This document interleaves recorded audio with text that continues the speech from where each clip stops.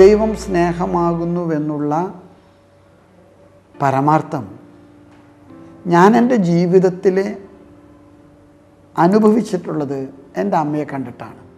ദൈവം ഭാഷാശാസ്ത്രപരമായിട്ട് ഒരു പുരുഷനായിട്ടാണ് അവതരിപ്പിക്കപ്പെടുന്നത്. പക്ഷെ ഞാൻ എന്നും എൻ്റെ മനസ്സിൽ ചിന്തിക്കുന്ന ഇപ്രകാരമാണ്. പക്ഷെ ദൈവത്തിൻ്റെ സ്വഭാവശൈലികൾ മാതൃത്വത്തിൻ്റെ ശൈലിയാണ്. ഞാനിപ്പോഴും എൻ്റെ അമ്മ ഭക്ഷണം വിളമ്പുന്ന കണ്ടിട്ടുണ്ട്.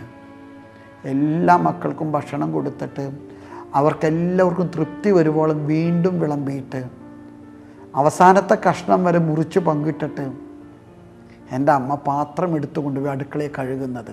ഒരുപക്ഷെ ഞാൻ ചിലപ്പോഴൊക്കെ കരുതി വെച്ചിരുന്ന അമ്മ ബാക്കിയുള്ളത് ഇനി അടുക്കളയിൽ പോയി കഴിക്കാമെന്ന് പലപ്പോഴും ഞാൻ പരിശോധിക്കാൻ ചെന്നിട്ടുണ്ട്.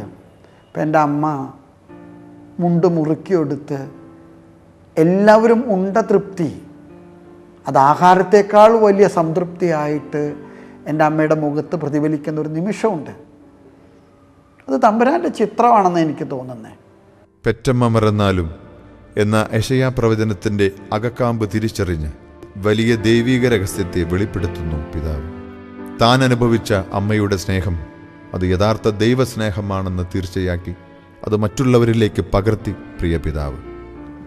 തട്ടിലച്ഛനെ തട്ടിലച്ഛൻ എന്ന് വിളിക്കുന്നതിനേക്കാൾ തട്ടിലമ്മ എന്ന് വിളിക്കുവാനാണ് ഞങ്ങൾക്കിഷ്ടം. അതെ, തട്ടിലച്ഛൻ ഞങ്ങൾക്കൊരമ്മയെപ്പോലെയായിരുന്നു. സെമിനാരിയിൽ ജീവിക്കുമ്പോൾ ഞങ്ങളുടെ സ്വന്തം അമ്മയുടെ അസാന്നിധ്യം ഞങ്ങൾക്കൊരിക്കലും ഉണ്ടാകാതെ ഞങ്ങളെ അമ്മയെപ്പോലെ സ്നേഹിക്കുന്ന, അമ്മയെപ്പോലെ പരിഗണിക്കുന്ന ഞങ്ങളുടെ പ്രിയപ്പെട്ട തട്ടിലച്ഛൻ, അതെ, തട്ടിലച്ഛൻ ഞങ്ങൾക്ക് എന്നും അമ്മയെപ്പോലെയായിരുന്നു.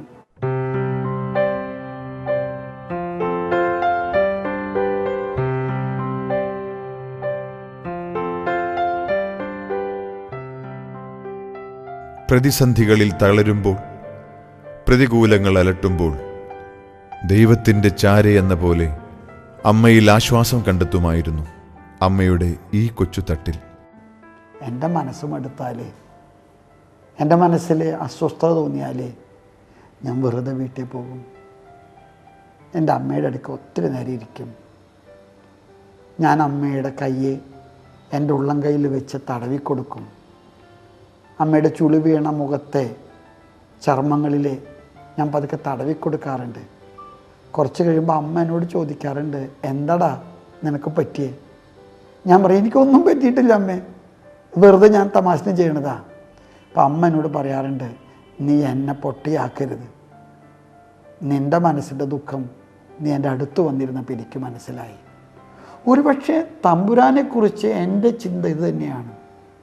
വെറുതെ ഭാരപ്പെട്ട മനസ്സുമായിട്ട് സക്രാരിയുടെ മുമ്പിൽ പോയിരിക്കുമ്പോൾ നമുക്ക് കിട്ടുന്ന ഒരു സുഖം അവിടെയാണ്.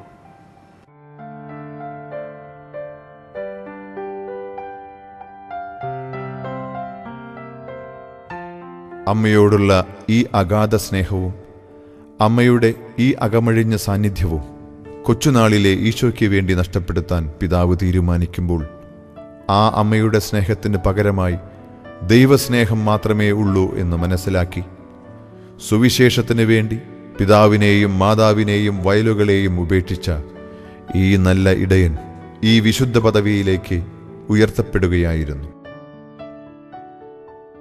ഇന്ന് പ്രതിസന്ധികളിലും സങ്കടങ്ങളിലും ആ അമ്മയുടെ ഓർമ്മകളും വ്യാകുലയായ അമ്മയുടെ സംരക്ഷണവും പിതാവിന് കൂട്ടാകുന്നു. യഥാർത്ഥ ദൈവസ്നേഹത്തിൻ്റെ മഹൽ കാഴ്ചയായി മാറുകയായിരുന്നു മാർ റാഫേൽ തട്ടിൽ. മരണം വരെയും തൻ്റെ പ്രിയപുത്രൻ്റെ പൗരോഹിത്യത്തിൻ്റെ പ്രാർത്ഥനാ കാവൽക്കാരിയായിരുന്നു അമ്മ.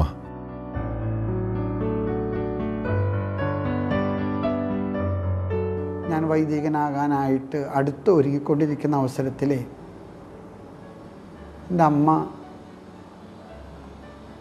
എന്നോട് വിളിച്ച് പറഞ്ഞൊരു വാചകമുണ്ട്, നീ വൈദികനാകാൻ നിശ്ചയിച്ചു, പക്ഷേ എനിക്ക് നിൻ്റെ പൗരോഹിത്യ ജീവിതത്തെക്കുറിച്ച് ഒരു കാര്യം പറയാനുണ്ട്. നിന്നെക്കുറിച്ച് ആരെങ്കിലും കുറ്റപ്പെടുത്തി സംസാരിക്കുന്നത് കേൾക്കാൻ എനിക്കിടയാകരുത്. എല്ലാവരും എന്നും നിന്നെക്കുറിച്ച് നല്ലത് മാത്രം പറയുന്ന വിധത്തിൽ നീ ജീവിക്കണം. സെമിനാരിയിൽ പോയിട്ട് അന്ന് മുതൽ അമ്മയുടെ ഒരൊറ്റ പ്രാർത്ഥനയിന് വൈദികർക്ക് വേണ്ടിയിട്ടുള്ള ഒരു പ്രാർത്ഥന. അത് ദിവസവും നമ്മുടെ സന്ധ്യാനാമത്തിൻ്റെ കൂടെ അത് ചെല്ലണം എന്നുള്ളതാണ്. അമ്മയുടെ 88ാമത്തെ വയസ്സിൽ മെയ് 31 അമ്മ എല്ലാ മക്കളെയും വിളിച്ച് അമ്മയ്ക്ക് കുർബാന കാണാൻ പറ്റിയിട്ടുണ്ടായിരുന്നില്ല. അപ്പോൾ അച്ഛനോട് പറഞ്ഞു കുർബാന ചെല്ലാൻ. അങ്ങനെ കുർബാന ചെല്ലി കഴിഞ്ഞ വശം താഴ്ത്തിപ്പിതാവ് വന്നു വീട്ടിലേക്ക്. അങ്ങനെ അമ്മേനെ പൊന്നാട അണിയിച്ചു. സിസ്റ്റേഴ്സ് ഒരു കൊന്ത കൊടുത്തു. അതൊക്കെ കഴിഞ്ഞതിന് ശേഷം താഴ്ത്തിപ്പിതാവ് ചോദിച്ചു അച്ഛനെ കുറിച്ച് എന്താ പറയണ്ടേന്ന് ചോദിച്ചു. അപ്പോൾ അമ്മ പറഞ്ഞു എനിക്കൊന്നും പറയാനില്ല, നല്ല അച്ഛനായി വളരണം, അതിന് ഞാൻ എന്നും വൈദികർക്ക് വേണ്ടി പ്രാർത്ഥിക്കും. ആ പ്രാർത്ഥന ഞാൻ ഇപ്പോഴും ചെല്ലും തെറ്റുകൂടാണ്ട്. ആ പ്രാർത്ഥന തന്നെ താഴ്ത്തിപ്പിതാവ് വന്നപ്പോൾ അച്ഛന് ചെല്ലി കേൾപ്പിച്ചു കൊടുത്തു. ഒരു തെറ്റ് പോലും അമ്മ ഉണ്ടായിരുന്നില്ല 89 വയസ്സുള്ളപ്പോഴും. ഈ നല്ല ഇടയൻ പൗരോഹിത്യത്തിന്റെ മഹനീയ കാഴ്ചപ്പാടുകളെ ഇങ്ങനെ നോക്കിക്കണ്ടു. പൗരോഹിത്യം എന്ന് പറയുന്ന മഹാദാനം ഈ ലോകത്തിലെ സൃഷ്ടിക്കാൻ തമ്പുരാൻ ഉപയോഗിച്ച ഗർഭപാത്രം അനുകമ്പയാണ്. ഞാൻ എന്നും ഉറച്ച് വിശ്വസിക്കുന്നു, പൗരോഹിത്യം പ്രസക്തമാകുന്നത് അനുകമ്പയിലാണ്. മാതൃത്വമെന്ന് പറയുന്നത് വാരിക്കോരി കൊടുക്കുന്നതാണ്, ആരുടെ കയ്യിൽ നിന്നും വാരിയെടുത്ത് പിടിച്ചു വയ്ക്കുന്നതല്ല. ഈ ഒരു ശൈലി പൗരോഹിത്യത്തിനും സഭയുടെ നേതൃത്വത്തിനും ഉണ്ടാകണം. കർത്താവ് പ്രകടിപ്പിക്കുന്ന ഒരു ശൈലി അത് ദാസ്യമനോഭാവമാണ്, അത് മാതൃത്വത്തിൻ്റെ ശൈലിയാണ്. അതുകൊണ്ട് ആ ഒരു ശൈലി എനിക്ക് തോന്നുന്ന നമ്മുടെ ശുശ്രൂഷകളിൽ ഉണ്ടാകണം. പൗരോഹിത്യം കൊടുത്തു തീർക്കാനുള്ള വലിയൊരു കടപ്പാടായിട്ടാണ്. പൗരോഹിത്യം എന്ന് പറയുന്നത് ഒരു അലങ്കാരമോ ഒരു ആഡംബരമോ എന്നതിനേക്കാളൊക്കെ തമ്പുരാൻ നമ്മുടെ കയ്യിൽ ഏൽപ്പിച്ചത് മറ്റുള്ളവർക്ക് കൊടുത്തു തീർക്കാനുള്ള തമ്പുരാൻ്റെ കൈകളിലുള്ള ഒരു ശുശ്രൂഷകൻ്റെ ദൗത്യമാണത്. ബ്രഹ്മചര്യത്തെക്കുറിച്ചും എനിക്ക് തോന്നിയിട്ടുള്ളൊരു ചിന്തിത തന്നെയാണ്. ബ്രഹ്മചര്യം എളുപ്പമാണെന്നൊന്നും ഞാൻ കരുതുന്നില്ല, ഒരുപാട് ബുദ്ധിമുട്ടുള്ളൊരു കാര്യമാണ്. പക്ഷെ ഞാനെപ്പോഴും ചിന്തിക്കാറുണ്ട്, എൻ്റെ അമ്മ കൊച്ചു ചെറുപ്പത്തിൽ വിധവയായ ഒരു സ്ത്രീയാണ്. എൻ്റെ അമ്മ അപ്പം മരിച്ചതിന് ശേഷം ഒരിക്കലും വിവാഹത്തിൻ്റെ വിശ്വസ്തത കളങ്കപ്പെടുത്താൻ സമ്മതിച്ചിട്ടില്ലല്ലോ. എൻ്റെ അമ്മയ്ക്കത് കഴിഞ്ഞുവെങ്കിൽ എനിക്കത് കഴിയും, അതിനേക്കാൾ കൂടുതൽ ഞാൻ പരിശ്രമിക്കണം. ഇത് പലപ്പോഴും ബ്രഹ്മചര്യം, നമ്മുടെ വൈദിക ബ്രഹ്മചര്യം എന്നൊക്കെ പറയുന്നത് എന്തോ ഒറ്റപ്പെട്ടൊരു സംഭവമായിട്ടാണ് നമ്മൾ കരുതുന്നത്.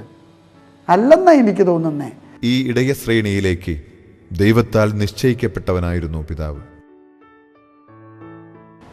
1970-71 കാലഘട്ടത്തിലാണ് ടിഒ റാഫേൽ എന്ന കുട്ടി എൻ്റെ ക്ലാസ്സിൽ 8ാം ക്ലാസ് ഡി ഡിവിഷനിൽ ഒരു വിദ്യാർത്ഥിയായി വന്നത്. ആ കുട്ടിയാണ് ബഹുമാന തട്ടിലച്ചനായതും അതിനുശേഷം അഭിമന്യ തട്ടിൽ പിതാവായതും. ഒരു അധ്യാപകനെന്ന നിലയ്ക്ക് പല സവിശേഷതകളും അന്ന് ഞാൻ റാഫേലിൽ ദർശിച്ചിരുന്നു. അവൻ മിടുക്കനായൊരു കുട്ടിയായി എന്നതിന് പുറമെ സൽസ്വഭാവിയും എല്ലാവരോടും വളരെ സ്നേഹത്തിലും പ്രവർത്തിച്ചിരുന്ന ഒരു കുട്ടിയായിരുന്നു. അന്ന് തന്നെ റാഫേൽ ഒരു വൈദികനാകുന്നതിനുള്ള എല്ലാ ക്വാളിറ്റീസും റാഫേലിൽ ഞാൻ കണ്ടിരുന്നു. ഞാനും അച്ഛനും കൂടി ഒരുമിച്ചാണ് ഞങ്ങൾ സ്കൂളിലേക്ക് പോവാറ്. കളിക്കാര്യത്തിൽ ആൾക്ക് അത്ര വലിയ താല്പര്യമൊന്നുമില്ല. അതിങ്ങനെ ആസ് യൂഷ്വൽ പോവും, ബാക്കിയുള്ള സമയം പള്ളിയിൽ ചിലവഴിക്കും. പള്ളിയിൽ പോയി ഞങ്ങൾ കളിച്ചുകൊണ്ടിരിക്കും, അച്ഛൻ അവിടെ അച്ഛന്മാരുടെ കൂടിയൊക്കെ ആയിട്ട് അങ്ങനെ ഒരു ബന്ധമായിട്ട് നടക്കുകയും ചെയ്യും. എനിക്ക് കളിയോട് അത്ര വലിയ കമ്പമൊന്നും ഉണ്ടായിരുന്നില്ല. ഞാൻ വല്ലപ്പോഴൊക്കെ പുത്തമ്പള്ളിയുടെ ഗ്രൗണ്ടിൽ പോയിട്ട് തുണിപ്പന്ത് കളിച്ചിട്ടുണ്ട്. പക്ഷെ എൻ്റെ ചെറുപ്പത്തിൽ എനിക്ക് ഏറ്റവും കൂടുതൽ ആകർഷണമായിട്ട് തോന്നിയിട്ടുള്ളത് പുത്തമ്പള്ളിയുടെ മധുബഹ അടിച്ചു വാരുക, അത് വെള്ളം കൊണ്ട് തുണി കൊണ്ട് മുക്കി തുടച്ച് വൃത്തിയാക്കുക. ഞാനിപ്പോൾ ഓർക്കുന്നുണ്ട്, ഞങ്ങളുടെ വീടിൻ്റെ അടുത്തുള്ളൊരു വീടിൻ്റെ പിൻഭാഗത്ത് പള്ളി ഉണ്ടാക്കി അവിടെ അൾത്താര പണിത് അവിടെ കുർബാന ചൊല്ലി കളിക്കുക എനിക്ക് നല്ല ഇഷ്ടമായിരുന്നു. ഞാൻ ചിലപ്പോഴൊക്കെ ഈ തോർത്തുമുണ്ട് 2ആയിട്ട് മടക്കി കഴുത്തിലിട്ട് കട്ടിലുമ കയറി നിന്ന് പ്രസംഗം പറഞ്ഞതായിട്ട് ഓർക്കുന്നുണ്ട്. എനിക്ക് പലപ്പോഴും തോന്നിയിട്ടുണ്ട് എൻ്റെ വിളി ദൈവത്തിൻ്റെ വഴികളിലൂടെയാണ്. പിന്നെ അച്ഛന് ആദ്യം ഇഷ്ടമായിരുന്നത് ഈ കപ്പൂച്ചൻ ഫാദേഴ്സിലേക്ക് പോകാനാണ്. ചെറുപ്പത്തിലെ ഞങ്ങൾ സ്കൂളിൽ വിട്ട് വരുന്ന സമയത്ത് കളിക്കാനായിട്ട് ഞാൻ പോകുന്ന സമയത്ത് അമ്മ പറയും കൊണ്ടുപോകും, ചെവിനെ കൊണ്ട് കളിപ്പിക്കാൻ കൊണ്ടുപോകാൻ പറയും. അപ്പോൾ ചോദിച്ചു കഴിഞ്ഞാൽ പറയും ഞാൻ ഇല്ല കളിക്കാനായിട്ട്, ഞാൻ പള്ളിയിൽ പോകണമെന്ന് പറയാറ്.